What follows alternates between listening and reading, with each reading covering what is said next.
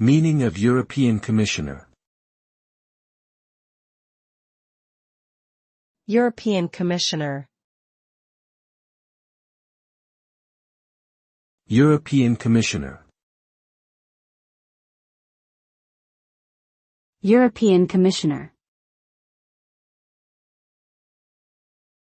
European Commissioner.